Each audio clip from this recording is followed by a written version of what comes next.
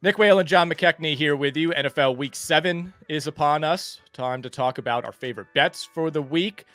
John, the public came roaring back in a big way in Week 6. Public sides went 10-3-1 against the spread. Easily the first winning week of the season for the public. I think the best week prior to this was 6-8 last week, ATS, which felt like a minor victory, but 10-3-1 for public sides. We saw road favorites, of course, go 9-0 against the spread and straight up last week's. Pour one out for the guys at the sportsbook, John. So I saw a bunch of quotes on Twitter, from the usual betting Twitter accounts. They're quoting the bookmakers saying this is one of the worst weeks I've ever been a part of. My heart goes out to the sportsbooks. Right. I mean, all day Monday when they're licking their wounds and they're like, we need the Jets and we need them so badly. Please. I mean, does it erase the previous 5 weeks of just completely crushing the public? No. I don't know. They'd lead you to believe that. No question about it. But I was wondering, when the correction would come and how extreme it would be, whether it be like a total reckoning week as it was last week, or if we'd start to see like the public just kind of narrowly edging out the books. But that was pretty unbelievable to kind of see it all unfold. And as you kind of are paying attention to the results pouring in, you're like, oh, wait a second. Like the public love that one. You look in your apps and it's like, wow, that's wild. Yeah, I was on the Jets too on Monday, and part of my thinking was like the books need this so bad that there's no way that it doesn't come through for them. But man, the trend held up all the way through the end of the week. Another trend that we're starting to see, John, is scoring is up big time over these last couple of weeks. It felt like we hit rock bottom early in the season. We had a low scoring week 1. Teams averaged 39.6 combined points in week 2. That ended up being rock bottom. We've seen a steady rise over these last couple of weeks, but week 5, 48.9 combined points per game. And then last week, 49.2 combined points. Huge week for overs, 10-3-1. Obviously, scoring's been up in general, and we see a number of high totals again this week. We got like 4 games hanging around 50. Right, and those high total games last week, those came in on the over as well. So, I mean, it's important, it's one of those things where you'll have to remind yourself next year whenever the overreaction du jour is popping up, where it's like, did you really think that offense was going to completely stay down over the course of the entire season? Like, we have some of the best quarterback play in NFL history, some of the best offenses. The game is so geared towards offense. So it wasn't going to stay down forever. And obviously things are roaring back in the other direction now after, that really slow start. But, I think things will just kind of level out from here. All right, John, every week we each pick 3 games we want to discuss. We'll give out our leans on those games. And as always, I'll let you lead us off. Where are you taking us first? All right, so we're gonna tear it down. We're gonna build you back up over the course of this podcast, because this one's gross.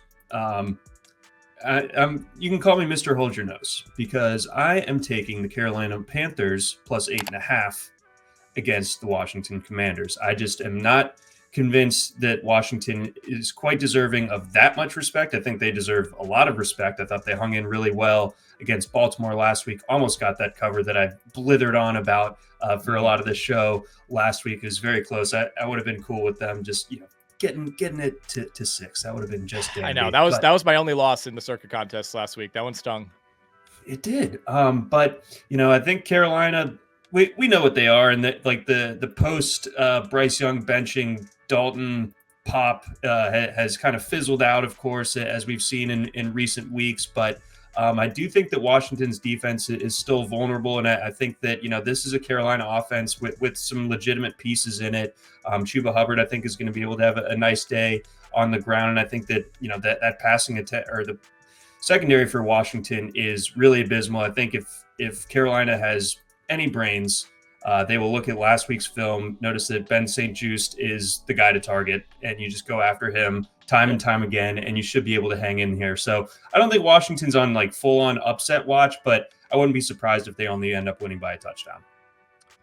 Yeah, this is a really interesting one. It did not make my list. I had it on the others receiving votes that I wanted to discuss at some point, so I'm glad it's on yours.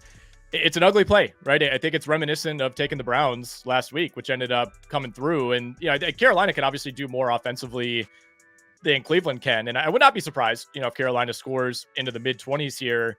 It's about the defense, though. And, it really comes down to how much do you trust Washington to avoid what feels like a fairly obvious letdown spot, right? You have a massive game on the road in Baltimore last week. It kind of feels like your whole season's been building to that game. You come up short. And by the way, their week 8 game against Chicago got flexed, kind of into a primetime slot. So you have another big game, Caleb Williams showing out,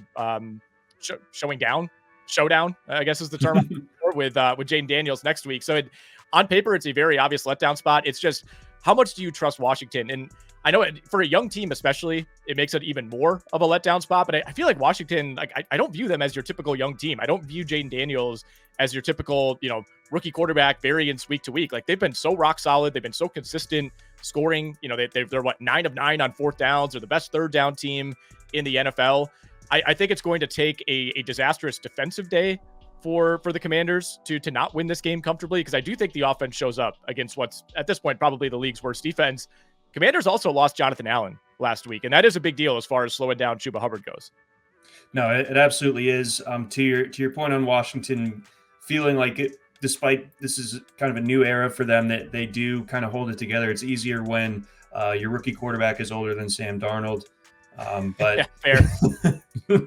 But no, to your point, the Allen loss, tearing his pec, that's going to be difficult for that front that already wasn't phenomenal to begin with. But again, I just think that Carolina hangs around and finds a way to lose this one by a score. Okay, fair enough. I mean, Carolina has hung around. I think that game against Atlanta, I go back and forth. Like, it should it have been closer? Could it have been a bigger blowout? Atlanta had a pick six at the end that they didn't catch in. Very selfless play by the defender to slide down when the game was by far over. But I'm not gonna fault you here. I do think we see a reversal this week. I don't think all these big favorites are going to keep covering, and I think that is a big enough number where you could see Carolina hanging in. So I like that one. John, for my first game, I'm going back to the New York Jets, a team that has burned me over and over and over this season. I don't care. We're doing it again. I really like this spot for New York. It is not a Devontae Adams handicap by any means. This is not a situation where I think, Devontae Adams comes in, completely changes this offense. I don't think Devontae really bails them out. I think the Jets have deeper seated issues than just needing another star receiver. But this is a team that needs to bounce back. Absolutely has to bounce back at some point. They're on a 3-game straight up losing streak. I think this is the spot. I was encouraged by them getting the running game going last week, getting Breece Hall involved, doing that against a very good Buffalo Bills defense. But more than anything, this is a fade of the Pittsburgh Steelers transitioning to Russell Wilson. They're coming off a win. They're 4-2. They're tied for first in the AFC North. I just don't feel like this is the time to transition to Wilson. Who knows what he's going to look like, right? I mean, the guy's been practicing in limited fashion for the last few weeks, but we know Russell Wilson is not the player that he was 5 years ago in Seattle. And I don't think Russell Wilson's skill set matches the personnel around him. This is one of the worst wide receiver rooms in the NFL. It's good for George Pickens. It's probably a slight boost for Pat Freiermuth, but that's it. This is not, some stud receiving group that Justin Fields has been holding back. I just don't think it really makes sense here. I think they're going to miss Justin Fields' escapability. I think they're going to miss his ability to be used in design runs, which were really effective last week against the Raiders. Steelers have huge injuries on the offensive line. I don't think that helps Russell Wilson.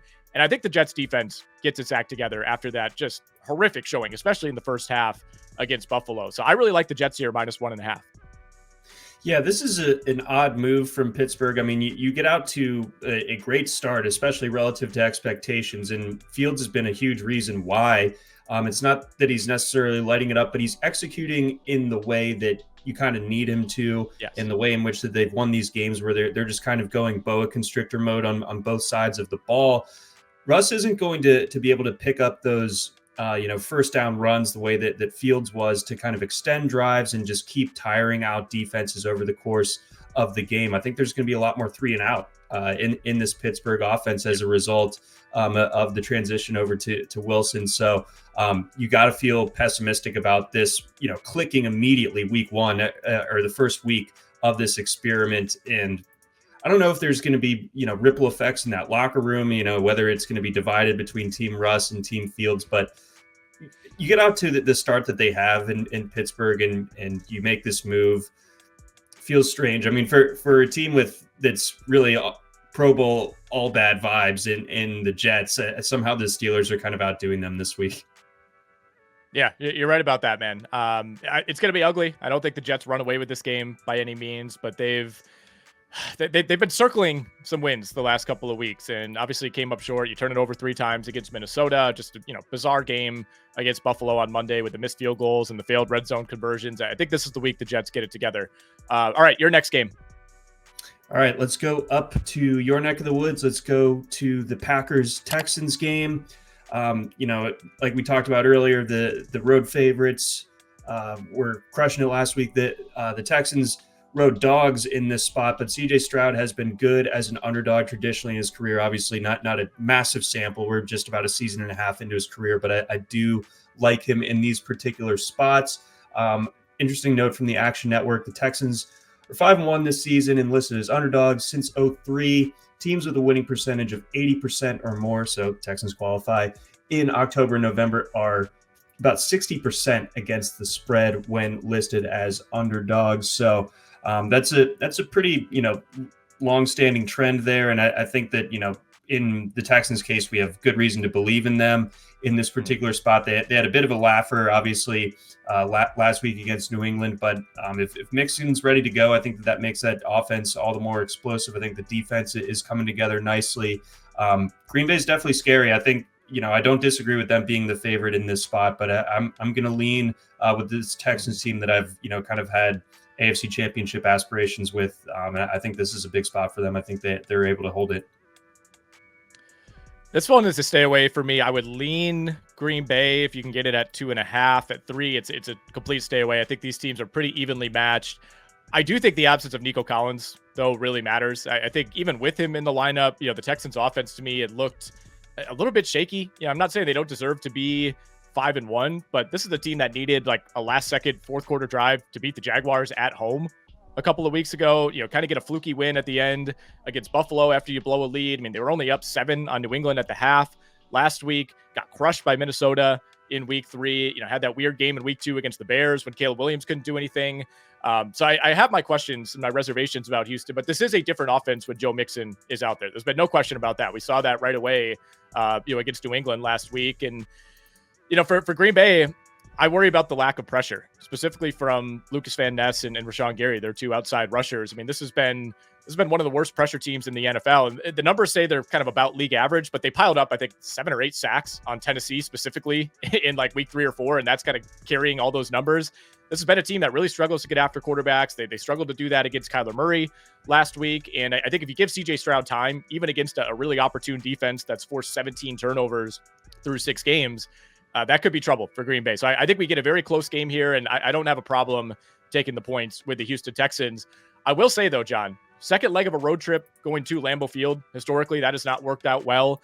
And the Green Bay Packers are breaking out their new whiteout uniforms. I don't know if that's factored into your handicap at all. So unfortunately, that news came across my desk early this morning, and I had prepped this pick yesterday afternoon. So the model's still running to account for the all whites, but man, those look pretty sick. It'd be even cooler if it was late enough in the season for snow to possibly be going on as well. But either way, I mean, the Packers are gonna be looking clean on Sunday. Yeah, I think they should have saved these as well. I mean, it's going to be 76 degrees and sunny in Green Bay on Sunday. Doesn't exactly scream like whiteout conditions, but look, I'm not running the show over at Lambeau. My second pick, John, I've kind of waffled on this one. I had a few candidates, but I'm going with the Cincinnati Bengals going up against the New York Giants the Cleveland Browns this week. They played the Giants last week. They are 5.5-point favorites right now on the road, according to the FanDuel Sportsbook. And I think this is the week to jump back on the fade the Browns train. I know they covered last week against Philly. They had a blocked field goal return for a touchdown that really ended up kind of being the difference maker in that cover. They once again failed to get to 20 points. They haven't scored more than 18 in any of their 6 games this year. Cleveland is the worst team in the NFL in terms of third down conversion rate, 19.2%. They're also the worst third down team in NFL history as of right now. No team has finished below 24% ever in NFL history, and the Browns are at 19. I mean, they are far and away the worst third down team we've seen in recent history. And you compare this and contrast this to the Eagles line last week, which ended up closing at what, 8.5? I think it was up to 9 at one point. I mean, are the Eagles 3.5 points better than the Cincinnati Bengals right now? I'm not really sure they are. And, I know Cincinnati's offense fell flat last week against the Giants, but prior to that, the offense had not been an issue. I mean, they were a top 5 offense in just about every category, despite sitting at 1-4.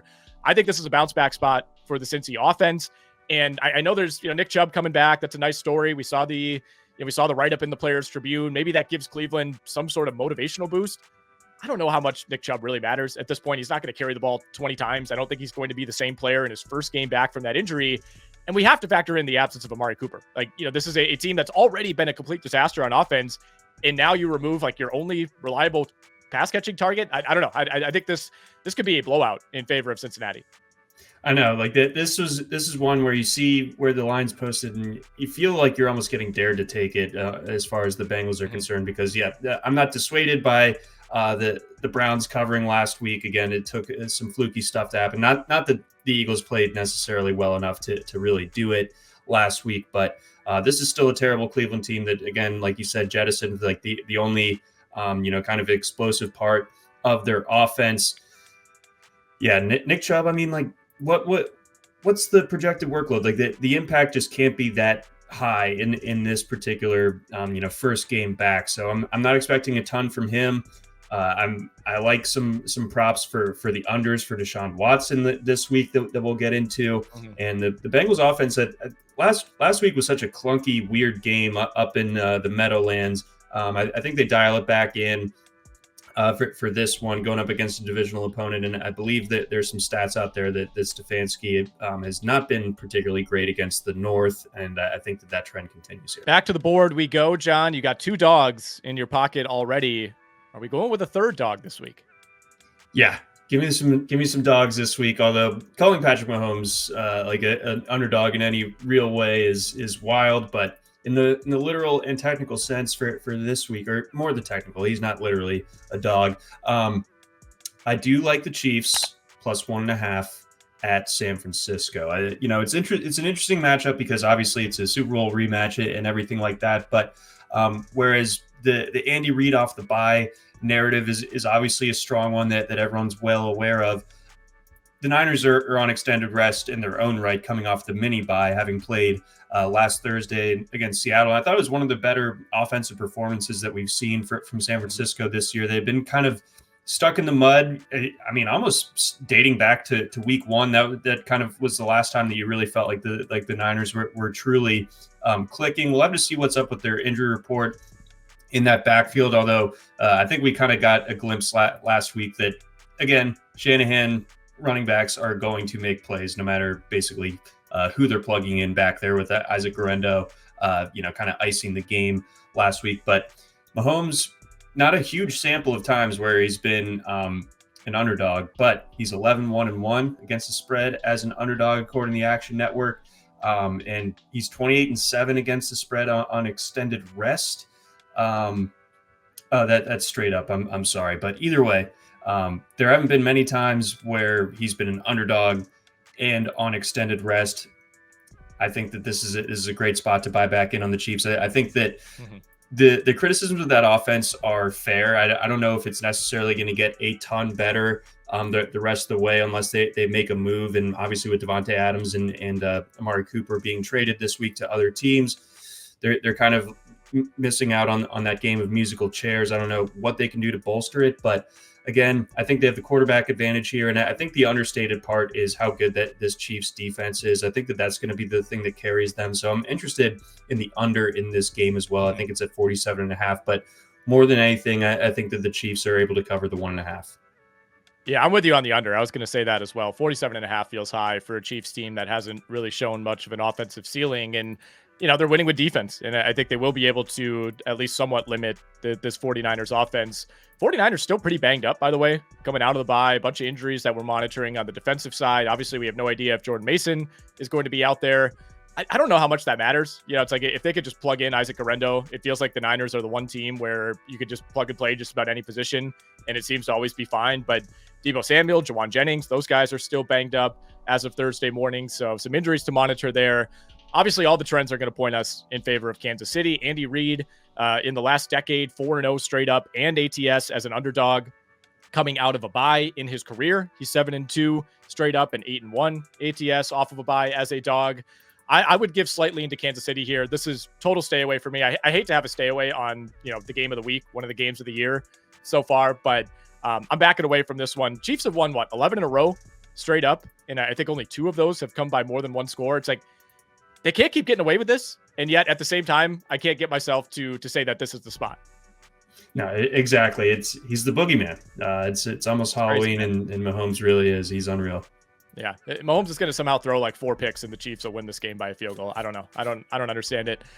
For my third game, John, we're going down to Tampa, Florida, if you will. And I'm going to take the Baltimore Ravens here, -3.5. I don't necessarily love the number, but I think they're the better team. I'll be interested to hear your thoughts on your Baltimore Ravens. I will admit this could be a tricky spot. You got a big home win last week against the Commanders. Still feels crazy that qualifies as like a big game. Like you could have a letdown after playing the Commanders, but that's where we are this season. We know the stats on Lamar. I think it's 22-1 straight up against the NFC in his career, which is an insane stat. I do think if the Ravens win this game, they could do it by at least 4 points. I do have some concerns about the Buccaneers defensively. Obviously, they can pile up points. We've seen it a number of times this season, but they also gave up 27 points in the second quarter alone. Baker Mayfield threw 3 picks in the second quarter alone. They gave up those 27 points to a backup quarterback who had no weapons. They gave up over 500 yards passing to Kirk Cousins a couple of weeks ago. And, Derrick Henry's been the best running back in football so far. No question about that. We saw the blueprint a couple weeks ago against Cincinnati. How do you slow down Derrick Henry? Well, it's you load up the box and, you basically make it obvious and say, we are not letting Derrick Henry beat us. That's all well and good. You could do that, but that's going to open up the passing game, which has been really sharp these last couple of weeks for Baltimore. They were more than happy to take what was given to them by Cincinnati and ended up putting up 40 plus in that game. So I think Tampa Bay, it's kind of a, damned if you do, damned if you don't situation defensively, where if you tell yourself you're not going to let Derrick Henry beat you, then you're really opening things up for Lamar in that passing game. And if you try to limit the passing game, then Derrick Henry is going to run wild. Exactly. It's a real pick your poison, but either way, I think that the Ravens are going to be able to move the ball. I think that that making a note of these Tampa Bay defensive struggles is really important here because, if the Ravens are able to pile up, 30 plus points in this one, it's going to be tough for the Bucs to keep up. I think that, you can point to the Buccaneers being able to have a lot of success on the ground. Last week, the Ravens are still really, really stout against the run game. So I'm not anticipating Tampa Bay being able to do the things that they did against the Saints 2 weeks in a row, especially when it's Baltimore in that defensive front. So it really all comes down to Baker Mayfield. And I think that the Ravens are very familiar with Baker Mayfield, obviously from his Cleveland days. It's a different group that he's working with now, but I think that the mistakes are still a part of his game as far as he's progressed over the course of his career, and especially since getting to Tampa Bay. But I think the turnovers could still be an issue for him here. I think that we're going to see one of the higher passing volume days of the entire season for Tampa. So I think he's going to be busy. The secondary is going to get tested. I'm still not convinced that the Baltimore secondary is fixed, but I think that there's enough mistakes in this Tampa Bay offense in a game where they have to play perfect. You said it right there. You need a near perfect game for Baker Mayfield, and maybe it happens. I mean, he's on balance over the last year and a half. We've seen a lot more good than bad from Baker, but I think that's part of the handicap here too, is that the Ravens do not have to play a perfect game to win by a touchdown. And it feels like Tampa Bay, as far as how leaky that defense has been, I mean, you're going to need probably, 370 yards and 3 or 4 touchdowns out of Baker Mayfield if Tampa Bay is going to win or even cover that. So those are our leans. I like the Jets. I like the Bengals. I like the Ravens. You're taking Carolina, Houston, and Kansas City. For what it's worth, John, I kind of like Tennessee at 9.5 against the Buffalo Bills. I like Detroit in that matchup against Minnesota. And we'll talk a little bit more about this later when we talk Circa, but I'm coming around on Jacksonville -5.5 against that New England team. Let's talk some props for week 7, John. I'll let you go through your list first. What's jumping out to you? Well, I couldn't believe what my eyes were seeing the last time that we saw the Chiefs play. But Juju Smith-Schuster looked awesome. And I think that he's going to need to have a role in this offense going forward. And I know there was a lot of speculation with Rice going out that, they're just going to have to overload Kelsey. They can't do that. Like, they need to preserve him, relatively speaking, for the postseason. And Juju Smith-Schuster presenting a viable target in the short and intermediate. I think he's going to be a target, monster this week, or something close to it. I think that over 3.5 catches for Juju. You do have to give up some juice, unfortunately, for that one, but I do like the over 3.5, and I would take it up to over 4.5 as well for the record for better odds. I like Jordan Addison over 47.5 receiving yards. You can get that over at FanDuel going up against that Lions secondary. I think that, a lack of pass rush with the Aiden Hutchinson absence, I think, is something that's notable. If Sam Darnold has time to sit back there, Addison can definitely get to this number. As we were just talking about, it's going to be a really busy night for Baker Mayfield Monday against Baltimore. I think that, we're looking at 35, maybe even 40 dropbacks for Mayfield. So I like the over 257.5 passing yards against a leaky secondary with that many bites at the apple. And then centering on that Cleveland-Cincinnati game, T. Higgins is sneakily coming along pretty strong. I think the last 2 weeks he's looked great. He looks like T. Higgins. Over 60.5, which is a number that he's surpassed each of the last 2 weeks. I think that's a gettable one for him. Really, the only way that goes south, I think, is if the Bengals put the Browns out of their misery early on, and it's Chase doing most of the damage. That's the only way that one goes under, in my opinion. And then speaking of unders, I like Deshaun Watson's under on 214.5 rush and passing yards. Love the Watson call. That number is it's too high. He's not really doing anything on the ground anyway. And I think you take Amari Cooper out of the equation. It's like who in that receiving core is adding up to 200 yards, even on a bad Bengals defense. I like all those. By the way, make sure you go check out rotowire.com/picks, or better yet, go download the RotoWire Picks app, which you can find in the Google Play Store. You can find it in the Apple App Store as well. That's something new that we've rolled out earlier this year. Helps you find the best props, helps you identify where the value is. You can do comparisons. You can see all the breakdowns as far as how often things are hitting. You get to compare, all the different sports books, all the different pick'em sites, see where the value is, make sure you're getting the best number. So make sure you check out rotowire.com/picks or the RotoWire Picks app. That's something I always am checking whenever I'm throwing these props in. The RotoWire Picks app, John, has pointed me to a few this week. I like Brian Thomas anytime touchdown against New England. You can get that at plus 170. I alluded to kind of talking myself into the Jags minus 5.5. Everybody's on the Patriots. If you look at where the money's going, it's heavy on New England for that game. I think it seems obvious. Everybody wants to pile on the Jags. Patriots look reasonable offensively with Drake May. I still think there's just a lot of talent on this Jags team. They are the team that has one win and has dramatically underachieved. Whereas New England, you look at the team and you say, yeah, they probably are about where they should be right now. I think Brian Thomas bounces back. Should have had a touchdown last week against Chicago. Just a complete botch job, if you will, in the words of Frank Reynolds. Had it in the middle of the end zone. Perfect throw from Lawrence. He drops it. Plus 170. Great value there. Sam Laporta had a long touchdown last week. Plus 180 for Sam Laporta to find the end zone here against Minnesota. I like that one. Saquon Barkley, 2+ touchdowns this week against the Giants. I don't think it's going to be a hostile environment. I think Giants fans still like Saquon, but it's somewhat of a personal revenge game for Barkley himself. I think the Eagles make a point to get him involved. You can get 2+ touchdowns at plus 250. As much as I may be talking myself into the Jags, this is still a terrible pass defense. Drake May over 203.5 passing yards, minus 115. Kirk Cousins over 270.5 passing yards against that horrendous Seattle defense. At least it's been horrendous the last couple of weeks. I like that one. Joe Mixon over 62.5 rushing yards, or Joe Mixon anytime touchdown. I know RotoWire Picks really likes that one against Green Bay. And then a little sneaky one here, John. Noah Brown over 33.5 receiving yards for the Commanders, taking on that Carolina defense.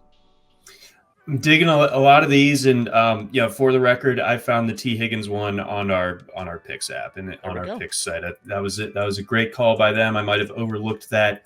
Otherwise, I do like Mixon a lot this week. I think May is a good call. I think that it's a kind of underrated group of pass catchers in New England. It's kind of unproven, I'd say, more than anything. But I like Pop Douglas. I like Polk. I like Hunter Henry. I think that there's enough there to get May to over that 203 yard mark. And our Picks app also does a good job of kind of pointing you to some of the akin to your Noah Brown one.